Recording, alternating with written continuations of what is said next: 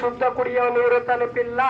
12 ತಿಂಗಳವರೆಗೆ ಯಾವುದೇ ಕಾರಣಕ್ಕೂ ತಲುಪಿಲ್ಲ. ನೀವು ಟ್ರಯಲ್ ರನ್ ಅಂತ ಕೇವಲ 5 ತಿಂಗಳಂತ ಹೇಗೆ ಹೇಳ್ತೀರಿ?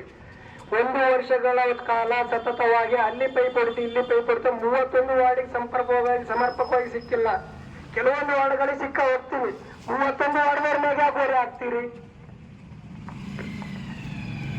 ಪಂಪ ಪುಕ್ಲಿಂದ ಏನಪ್ಪಾ ಅಂತಂದ್ರೆ ನೇರವಾಗಿ ನಮ್ಮ ಫಿಲ್ಟರ್ ಬೆಡ್ಗೆ ಬರ್ತದ. ಜರ್ಮನ್ ಟೆಕ್ನಾಲಜಿಲಿಂದ ಅಲ್ಲಿ ಏನಪ್ಪಾ ಅಂತಂದ್ರೆ ಫಿಲ್ಟ್ರೇಷನ್ ಆದ ನಂತರನೇ ಸಪ್ಲೈಕ್ ನಮ್ಮ ಮದರ್ ಟಾಕಿಗೆ ಬರ್ತಾವ. ಕೆಲವೊಂದು ಏನಪ್ಪಾ ಅಂತಂದ್ರೆ ಮಾಡಿದಲ್ಲಿ ಲೀಕೇಜ್ ಇದ್ದಲ್ಲಿ ಟ್ರಯಲ್ ರನ್ ಲೀಕೇಜ್ ಇದ್ದಲ್ಲಿ ಬಂದವ. ಮತ್ತು ಅದು ಕರ್ನಾಟಕ ನಗರ ನೀರು ಸರಬರಾಜು ಒಳಮಂಡಳಿಯವರು ಅದನ್ನ ಸರಿಪಡಿಸ್ಯಾರ. ಅವಾಗಿಂದ ಅವಿಗೆ ಎಲ್ಲಾನು ಪೈಪ್ಲೈನ್ ಮಾಡೋ ಹೊತ್ತಿಗೆ 21 ಮೀಟರ್ ನೀರು ಏರ್ತದೋ ಇಲ್ಲ ಅಂತೇಳಿ ಚೆಕ್ ಮಾಡಿಗೆಸಿ ಆ ಪೈಪ್ಲೈನ್ ಜೋಡಣೆ ಆಗಿದ್ದದ.